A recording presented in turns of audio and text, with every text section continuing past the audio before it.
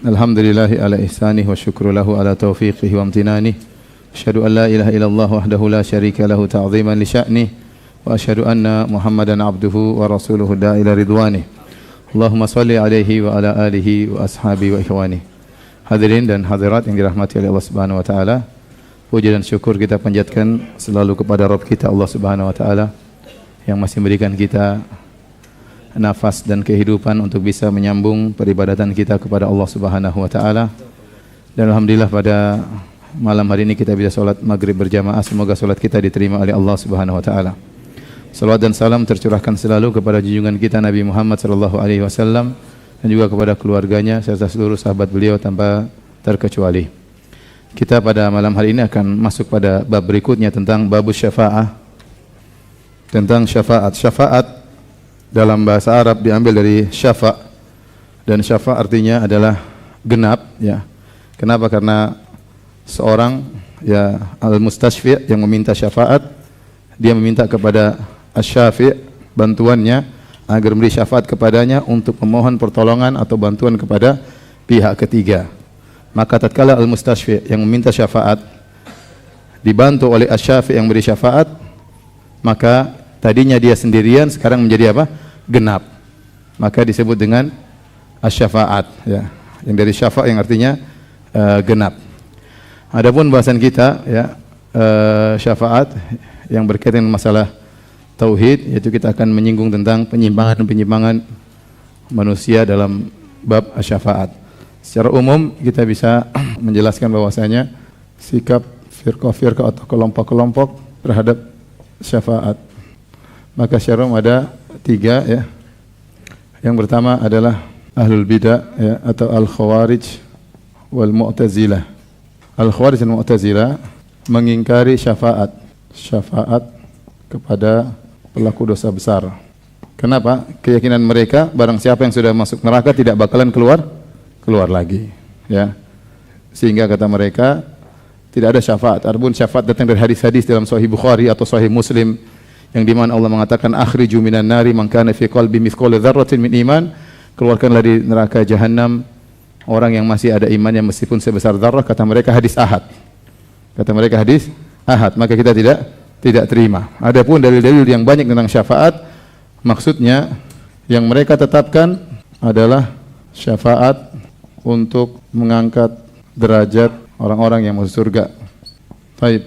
Kelompok kedua adalah musyrikin atau, ya, mereka menetapkan syafaat yang syirik seperti meminta syafaat kepada mayat orang-orang soleh. Adapun yang ketiga adalah ahlu sunnah, maka mereka menetapkan syafaat yang terpenuhi persyaratan dan menafikan syafaat yang tidak memenuhi persyaratan. Hal ini semua, kenapa ada perbedaan seperti ini? Karena salah bersikap dalam memahami dalil-dalil tentang syafaat. Kita lanjut berikutnya tentang model dalil-dalil yang berkaitan dengan syafaat. Ada 4 model dalil. Yang pertama, syafaat hanya milik Allah. Seperti firman Allah, "Qul lillahi asy-syafa'atu jami'an, lahu mulkus samawati wal ard, wa ilaihi turja'un." Katakanlah hanya milik Allah seluruh syafaat. Quran surat Az-Zumar ayat 44. Kemudian yang kedua, dalil-dalil yang menafikan atau menolak syafaat secara mutlak. Hal ini seperti firman Allah Subhanahu wa taala, "Min qabli ayyatiya yaumun la bai'u fihi wala khullatun wala syafa'ah wal kafirun humudz zalimun."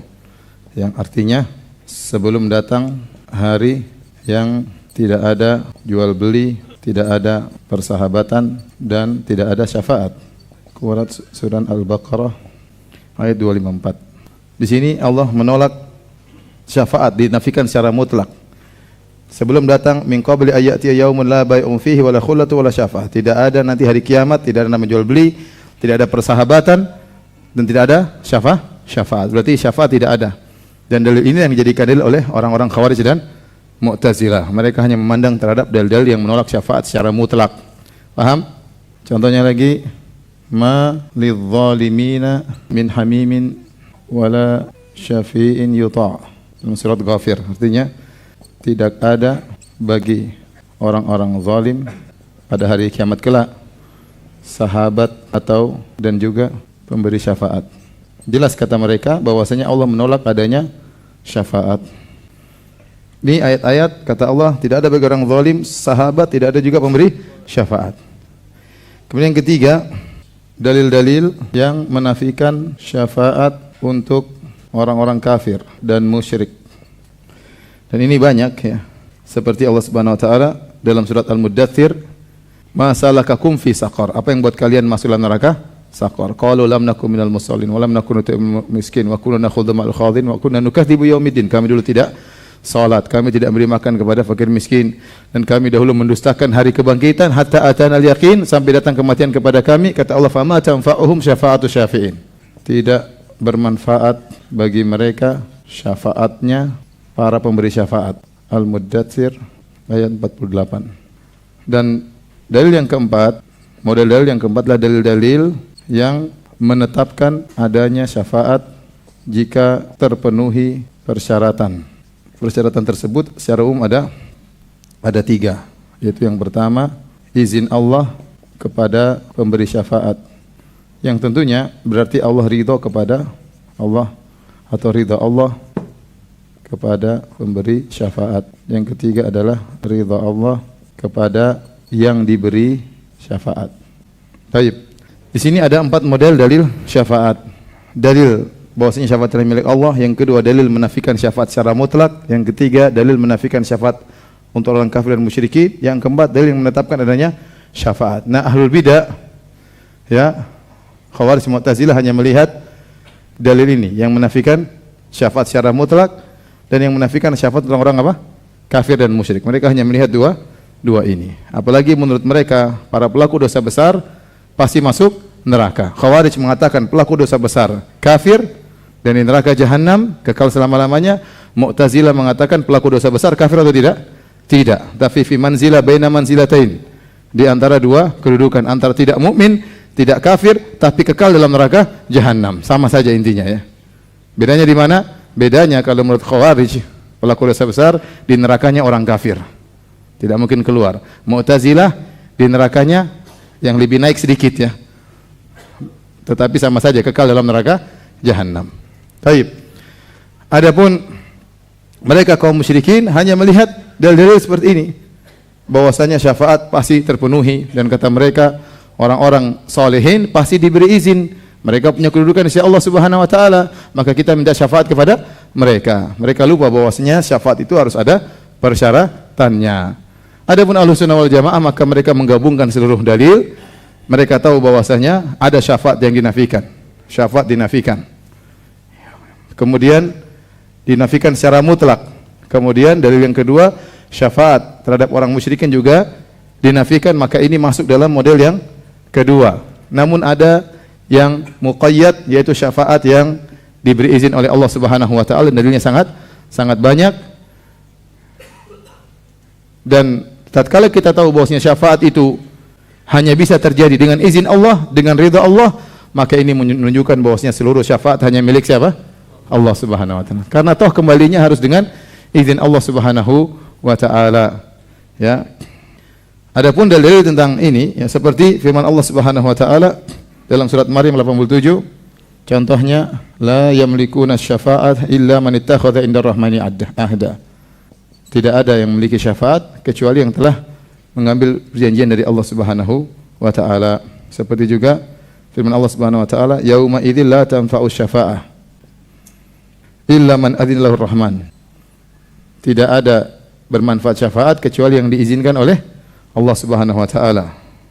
Man dzalladzi yashfa'u indahu illa bi'idznih. Yang antum sudah hafal surat ayat kursi.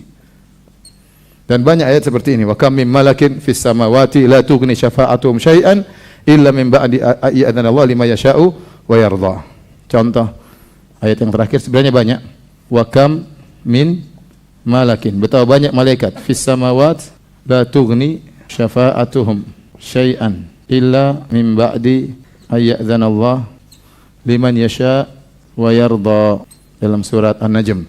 Betapa banyak malaikat di langit tidak bermanfaat, la tughni syafa'atum syai'a, sama sekali tidak bermanfaat saat syafaat mereka, illa min ba'di ayyadzanallah, kecuali setelah diizinkan oleh Allah. Bagi siapa? Lima yasha, bagi yang Allah kehendaki, wa yarda, Allah ridhai. Allah ridhai. Dari sini para hadirin rahmatillah subhanahu wa taala, kita bisa membagi syafaat secara umum menjadi dua, ya. Yang pertama, asy-syafa'ah al-manfiyah, syafaat yang dinafikan. Yang kedua, asy-syafa'ah al-mutsbatah, syafaat yang ditetapkan oleh dalil. Apa ciri-ciri syafaat yang ditetapkan? Jika memenuhi apa? Memenuhi syarat-syaratnya. Baik, adapun yang syafaat dinafikan jika tidak memenuhi persyaratan. Baik, sudah belum? Kalau sudah saya menghapus. Tapi ikhwan, secara umum juga syafaat bisa terbagi menjadi dua. Syafaat di dunia, syafaat di akhirat. Syafaat di dunia bisa terbagi menjadi dua, pada perkara yang dimampui oleh hamba, pada perkara yang tidak dimampui oleh hamba. Yang ini syaratnya dua. Yang pertama, pada perkara yang mubah, yang dibolehkan. Yang kedua, meyakini bahwa yang menentukan keberhasilan adalah Allah. Syafaat dan pemberi syafaat hanyalah sebab. Baik, kita lihat pada syafaat di dunia, pada perkara yang dimampui oleh hamba, ada perkara yang tidak dimampui oleh hamba. Yang dimampui oleh hamba dua syaratnya. Perkara yang dibolehkan, beri syafaat, misalnya kata Nabi sallallahu alaihi wasallam, isfahu wal tu'jaru, berilah syafaat maka kalian dapat pahala. Ada orang kita kenal, dia amanah, ingin lamar kerja, itu syafaat. Orang ini amanah, jujur, dan ini dia diterima, maka kita dapat pahala ya, karena kita beri syafaat kepada orang ini agar dia diterima pekerjaannya. Maka seorang berusaha membantu saudaranya dengan hartanya, atau dengan tenaganya, atau dengan pikirannya, atau dengan idenya, atau dengan kedudukannya. Dia tahu dia punya kedudukan di bos perusahaan itu menghargai dia, maka dia tulis memo bahwasanya orang ini adalah orang yang amanah, punya keahlian, ya, tolong diterima pekerjaannya. Maka ini syafaat sebenarnya tidak mengapa. Contoh, ada orang ngelamar, ya, mertuanya nggak percaya, ini siapa gente? Ya. Maka kita kasih syafaat. Sungguhnya orang ini, ya, rajin sholat, rajin pengajian. Kalau masalah utang saya nggak ngerti ya. Kasih memo, diterima lamaran. Itu namanya syafaat yang bermanfaat. Kata Allah Subhanahu wa taala, "Wa ta'awanu 'alal birri wat taqwa." Ya. Firman Allah, "Wa ta'awanu 'alal birri wat taqwa." Terus wala ta'awanu 'alal ismi wal udwan. Tolong-menolong kalian dalam kebaikan dan ketakwaan, dan janganlah tolong-menolong dalam dosa dan permusuhan. Contoh perkara yang tidak dibolehkan seperti syafaat dalam perkara yang haram, ya. Contoh, orang ini ternyata tidak berhak untuk bekerja, maka ada nepotisme atau yang hal-hal seperti itu sehingga akhirnya dia bekerja padahal tidak memiliki kemampuan, dan ini merugikan negara misalnya. Atau seorang sebenarnya tidak lulus, tidak punya kemampuan, maka diluluskan, ya. Sehingga dibuat ijazah palsu misalnya. Ini sering terjadi, bayar akhirnya nilainya di upgrade, di markup, sehingga akhirnya orang ini jadi lulus. Ini adalah syafaat yang diharamkan. Dan pernah terjadi di zaman Nabi SAW, tatkala seorang dari Bani Makhzum, imra'atun makhzumiyah, saraqat. Inna Quraisyan yuhimmuhum sya'nu al-mar'atil makhzumiyah allati saraqat. Ada seorang wanita makhzumiyah dari Bani Makhzum, dan kita tahu Bani Makhzum adalah dari suku Quraisy yang memiliki kedudukan yang tinggi, yang bersaing dengan Bani Hashim. Dia mencuri, maka ini menyedihkan orang-orang Quraisy. Kok bisa ada dari nasab yang tinggi kemudian mencuri? Kemudian mereka ingin beri syafaat agar wanita ini maafkan. Maka mereka berkata, man yukallimu fiha Rasulullah. Siapa yang berani? Man yajtari, siapa yang berani ngomong Rasulullah tentang wanita ini? Maka mereka berkata, illa Usama bin Zaid. Fa innahu hibbu Rasulillah sallallahu alaihi wasallam. Yang berani memberi syafaat cuma siapa? Usama bin Zaid radhiyallahu taala anhu, karena dia adalah kekasih dan putra kekasih Rasulullah sallallahu alaihi wasallam. Maka Usama pun datang kepada Nabi. untuk memberi syafaat agar wanita ini dimaafkan. Maka kemudian Nabi SAW marah. Nabi berkata, "Atashfa fi haddin min hududillah, wahai Usama, apakah memberi syafaat pada perkara yang tidak boleh? Ini orang mencuri harus dihukum." Kemudian Nabi SAW qama khatiban, Nabi mengumpulkan orang berkhutbah. Kata Nabi SAW, ya, "Innama ahlaka alladhina min qablikum kana idza saraka fihim asy-syarif tarakuh." Sungguhnya yang telah membinasakan umat-umat terdahulu, kalau ada orang yang bernasab mulia mencuri di antara mereka, maka dibiarkan. Adapun kalau ada orang yang bernasab rendah mencuri, maka ditegakkan aqamu alaihil had, maka mereka menegakkan hukum had. Wa imallah law kana Fatimatu bintu Muhammadin saraqat laqata'tu yadaha. Kata Nabi, demi Allah, seandainya Fatimah putri Muhammad mencuri, aku akan potong tangannya. Ini contoh syafaat yang dilarang. Perkara dunia. Kemudian syarat yang kedua, kita meyakini bahwasanya keberhasilan adalah dari Allah Subhanahu wa taala. Kita minta syafaat, ini sebab yang dibolehkan. Pemberi syafaat juga sebab yang dibolehkan. Tetapi yang menciptakan sebab dan musabab, sebab dan akibat adalah siapa? Allah Subhanahu wa taala. Terkadang Allah Subhanahu wa taala menciptakan akibat tambah sebab, dan terkadang Allah menciptakan akibat bertolak belakang dengan sebab yang ada. Contoh Nabi Ibrahim alaihissalam dibakar, harusnya api sebab untuk membakar, tetapi ternyata malah berbalik, api menjadi apa? Dingin, karena Allah yang menciptakan sebab dan akibat. Bisa jadi Allah menciptakan akibat bertolak belakang dengan sebab yang seharusnya. Taib. Adapun perkara yang tidak diampuni, perkara yang tidak dimampu oleh hamba, seperti syafaat, ya, seperti yang dilakukan oleh orang-orang musyrik, minta syafaat kepada siapa? Kepada mayat-mayat. Ya. Ini insyaallah nanti akan kita jelaskan pada pertemuan berikutnya. Tapi para hadirin Allah Subhanahu wa taala, adapun syafaat di akhirat, maka kita bisa membagi secara umum menjadi dua. Yang pertama, syafaat khusus bagi Nabi sallallahu alaihi wasallam. Kemudian syafaat umum, ya. Siapa? Untuk malaikat, nabi-nabi yang lain, syuhada, dan kaum mukminin salihin secara umum. Taib. Adapun syafaat yang khusus bagi Nabi sallallahu alaihi wasallam, maka ada beberapa model. Yang pertama namanya syafaat uzma, asy-syafaat al-uzma, tatkala di padang mahsyar. Kemudian yang kedua adalah syafaat agar penghuni surga bisa masuk surga. Yang ketiga adalah syafaat untuk pamannya Abu Thalib. Yang keempat, syafaat untuk umatnya yang masuk surga tanpa hisab. Taib, ini kekhususan Nabi sallallahu alaihi wasallam. Adapun syafaat yang umum, ya, pertama adalah syafaat untuk penghuni neraka agar keluar dari neraka. Kemudian syafaat orang-orang yang seharusnya berhak masuk neraka sehingga enggak jadi masuk neraka. Yang ketiga, syafaat kepada orang-orang yang berhak masuk surga agar dinaikkan derajatnya.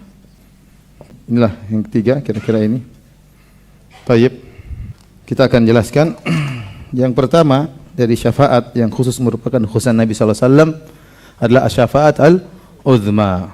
Yang ini Allah isyaratkan dalam surat Al-Isra, wa minal laili fatahajjad bihi nafilatan lak asa ayyab'atsaka rabbuka maqaman mahmudan. Dan di dalam sebagian malam maka salatlah engkau, semoga Allah membangkitkan engkau dalam kondisi yang mulia. Maqaman mahmudan adalah syafaat, ya. Sebagaimana tatkala manusia dibangkitkan pada hari kiamat kelak, ya, maka matahari dalam jarak 1 mil, mereka kepanasan, kemudian bercucuran keringat, ada yang sampai kedua mata kakinya, ada yang sampai di betisnya, ada yang sampai di pinggangnya, ada yang sampai di mulutnya. Maka manusia dalam kondisi sangat amat payah. Maka Allah mengilhamkan kepada manusia untuk pergi pertama kali minta syafaat kepada Nabi Adam. Maka mereka datang kepada Nabi Adam, mereka berkata, "Ya Adam, anta abul bashar, khalaqakallahu biyadaihi wa asjadalaka malaikatahu, ama tara ma nahnu fihi, ala tashfa' lana 'inda rabbik." Wahai Adam, engkau adalah nenek moyang manusia. Allah ciptakan engkau dengan kedua tangannya, Allah menyuruh malaikat sujud kepadamu. Tidakkah kau lihat bagaimana kondisi kami? Tidakkah kau memberi syafaat bagi kami di sisi Rabbmu? Maka Nabi Adam berkata, "Inna rabbi qad ghadiba al-yawma ghadaban lam yaghdab mithlahu wala ba'dahu mithlahu." Sungguhnya Rabbku sedang murka pada hari ini, tidak pernah Allah murka seperti hari ini sebelumnya dan juga tidak pernah sesudahnya murka seperti ini.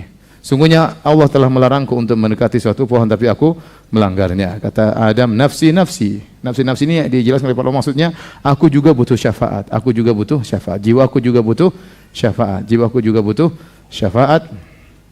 Ya. Bukan seperti ditafsirkan oleh kata orang sendiri-sendiri masing-masing, enggak ya. Orang sering bilang nafsi-nafsi, maksudnya apa?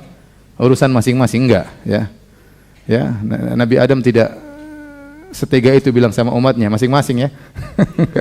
Tapi Nabi Adam nafsi-nafsi artinya jiwaku sendiri butuh kepada syafaat. Bukan kalian saja yang butuh, aku juga butuh dengan syafaat. Idhabu ila ghairihi, idhabu ila Nuh. Pergilah kepada nabi yang lain. Pergilah kepada Nabi Nuh, Nabi Adam, semua nabi tatkala itu dalam kondisi takut kepada Allah Subhanahu wa taala sampai dosa yang sudah diampuni oleh Allah mereka masih ingat. Adam waktu makan buah yang dilarang, diampuni oleh Allah tidak? Diampuni, dia sudah bertobat, diampuni, tapi dia masih ingat dan dia tidak berani pede untuk minta syafaat karena dia tahu dia pernah melakukan kesalahan. Kemudian mereka pergi kepada Nabi Nuh, "Ya Nuh, anta awwalur rusul ila ahlil ard." Wahai Nuh, sungguhnya engkau adalah rasul pertama yang Allah utus ke di atas muka bumi. Nabi Nuh juga minta uzur, "Nafsi nafsi, idhabu ila ghairi." Pergilah kepada selainku. Maka mereka pergi kepada Nabi Ibrahim alaihissalam. Mereka mengatakan, "Ya Ibrahim, engkau adalah khalil rahman, kasih Allah," dan seterusnya. Mereka puji-puji. Kata Nabi Ibrahim alaihissalam, "Sungguh saya pernah berdosa tiga kali. Padahal semua dosa ini adalah karena Allah Subhanahu wa taala." Nabi Ibrahim minta uzur.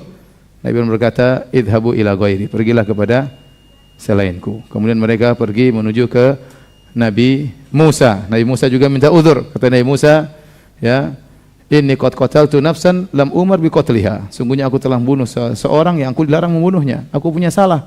Dan Nabi Musa telah bertaubat dalam Al-Qur'an. Fa ghafaralah, Allah ampuni dia. Tapi dia ingat dengan dosanya, dia malu, tidak pede untuk beri apa? Syafaat. Nafsi-nafsi, saya juga butuh syafaat. Pergilah kepada yang selainku. Mereka pergi kepada Nabi Isa alaihissalam.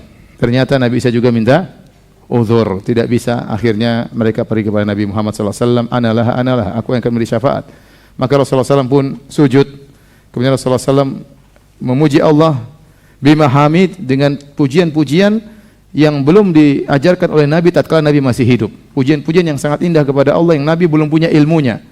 Ya, ini menunjukkan Allah Subhanahu wa taala lebih indah daripada yang Allah jelaskan di Al-Qur'an, ya. Sehingga keindahan-keindahan tersebut baru dibukakan kepada Nabi tatkala Nabi sallallahu alaihi wasallam di padang mahsyar, kemudian beliau sujud dalam waktu yang sangat lama sampai Allah mengatakan, "Ya Muhammad, irfa' ra'sak wasal tu'tah washfa' tushaffa." Wahai Muhammad, angkatlah kepalamu dan berilah syafaat, kau akan diberi syafaat, dan mintalah, kau akan dikabulkan permintaanmu. Maka Nabi minta kepada Allah agar segera datang li fasil qada, agar mulai persidangan. Wa jaa rabbuka wal malaku saffan saffa, maka datanglah Rabbmu dan malaikat berbaris-baris menyambut Allah Subhanahu wa taala. Ini disebut dengan syafaatul uzma karena inilah disebut maqam mahmuda, kedudukan yang agung bagi Nabi, karena semua nabi tidak ada yang pede dan berani beri syafaat kecuali siapa? Rasulullah sallallahu alaihi wasallam, ya, yang sangat dicintai oleh Allah Subhanahu wa taala, nabi yang termulia, asyraful anbiya wal mursalin. Baik, azan dulu ya, silakan. Baik, kita lanjutkan, hadirin dan hadirat yang dirahmati oleh Allah Subhanahu wa taala. Jadi Nabi sallallahu alaihi wasallam diberi oleh Allah dengan syafaat al-uzma karena seluruh nabi menolak, tidak pede untuk memberi syafaat, hanya Nabi sallallahu alaihi wasallam yang memberi syafaat. Ini syafaat bermanfaat bagi seluruh manusia, baik kaum muslimin, baik munafikin maupun orang-orang kafir, karena mereka menanti kapan dimulai persidangan. Kalau saya bisa gambarkan ibarat seorang mau terdakwa atau mau dituntut, kemudian mereka menunggu di luar ruang persidangan di bawah terik matahari, hakimnya enggak datang-datang, kira-kira begitu ya.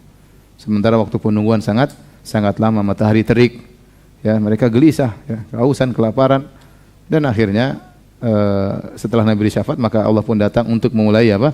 Hisab, memulai persidangan.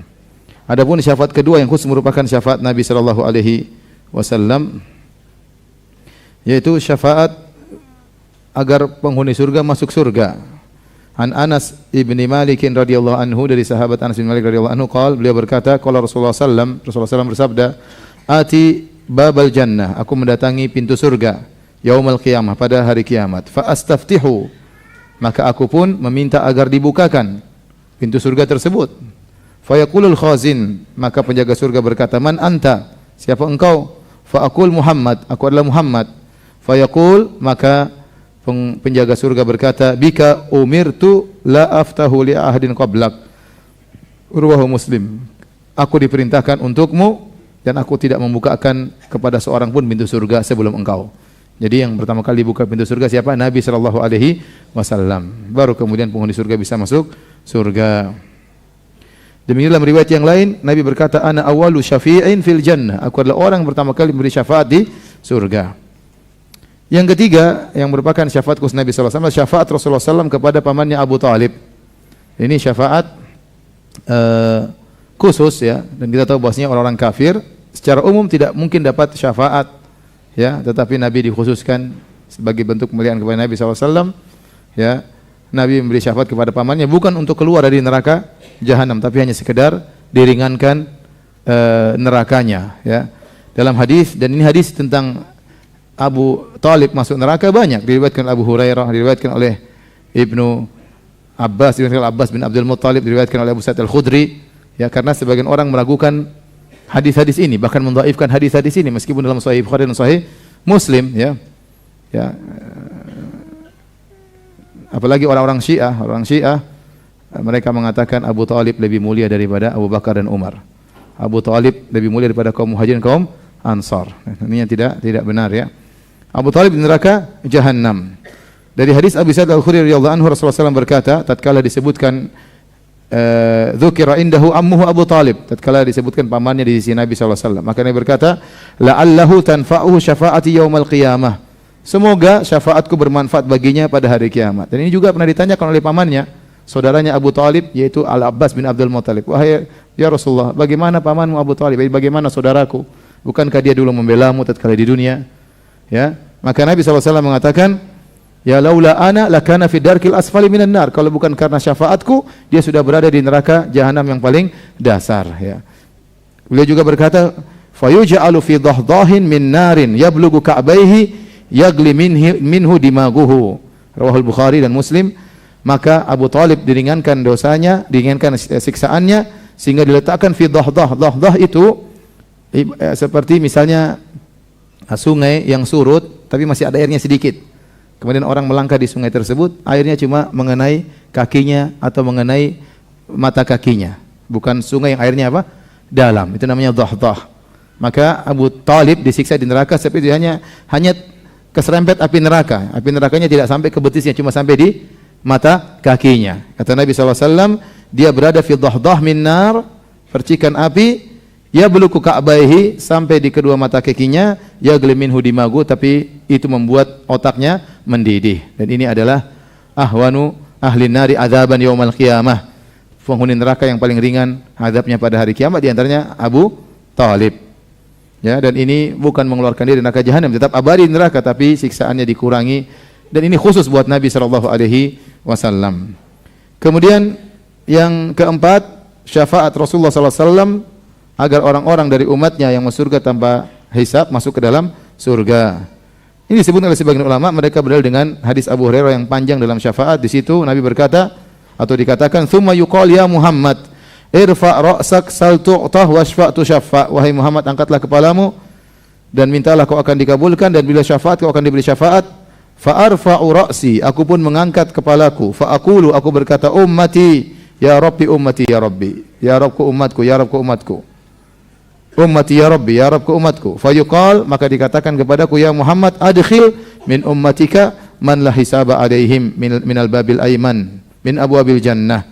Masukkanlah ke dalam surga dari umatmu orang yang tidak ada hisab bagi mereka dari pintu kanan di surga. Hadis riwayat Bukhari dan riwayat Muslim. Baik, insyaallah kita lanjutkan pada pertemuan berikutnya. Demikian saja. Subhanakallah bihamdik, asyhadu alla ilaha illa anta, astaghfiruka wa atubu ilaik. Assalamualaikum warahmatullahi wabarakatuh.